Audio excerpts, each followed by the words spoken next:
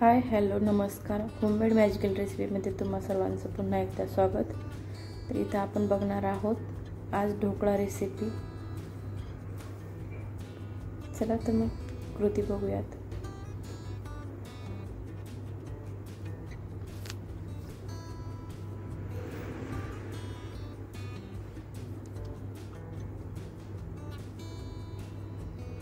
एका ताटात चाळणी ठेवून बेसन चाळून घेते.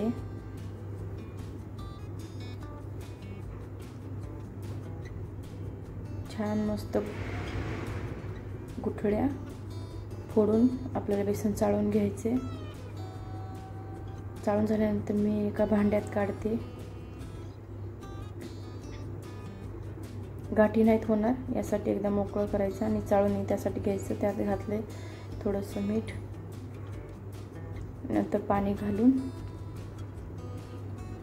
हे मिश्रण मिक्स करून घ्यायचं सगळं.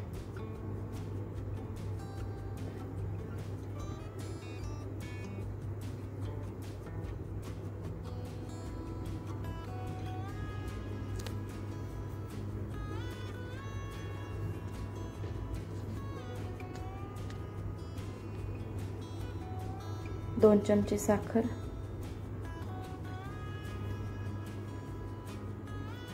अर्धा लिंबू पिळून घेते इथे.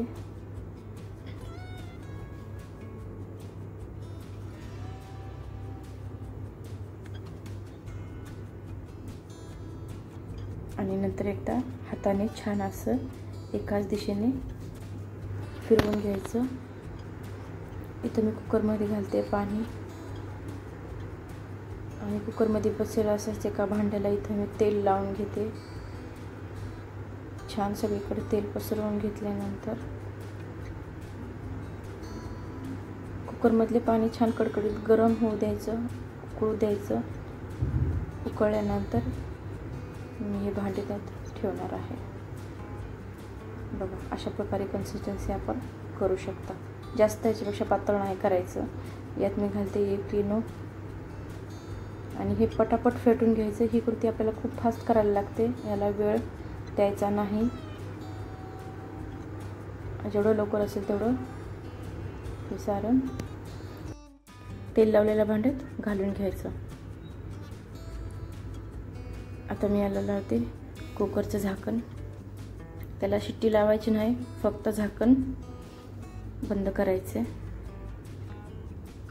15 ते 20 मिनिट याला मीडियम फ्लेमवर मी ठेवणार आहे.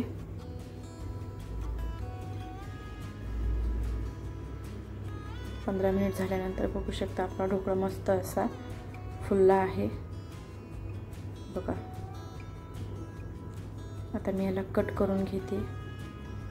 तुम्ही हवे आणि आवडेल त्या आकारात याला कट करू शकता.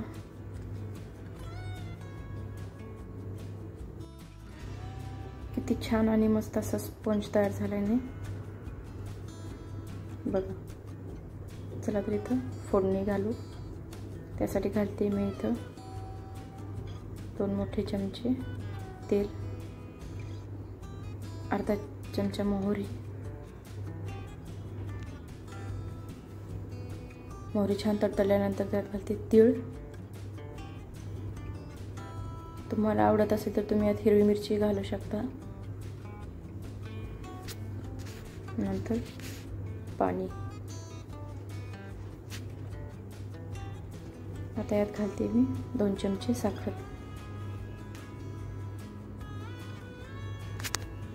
आणि हे मिश्रण एकदम मिक्स करायचं. पाणी फक्त साखर विरघेपर्यंतच उकळू द्यायचं, जास्त उकळायचं नाही. थोडंसं पाणी थंड झाल्यानंतर आता याच्यावर घालायचे. थोडंसं लाल तिखट घालते मी इथे.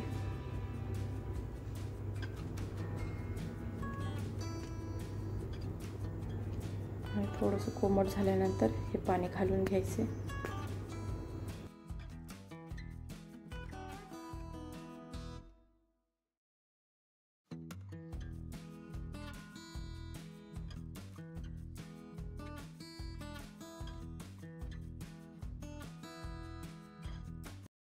व्हिडिओ आवडला तर चॅनलला सबस्क्राईब पण करा.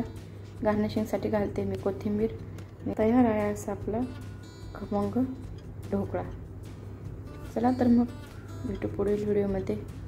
तोपर्यंत बाय.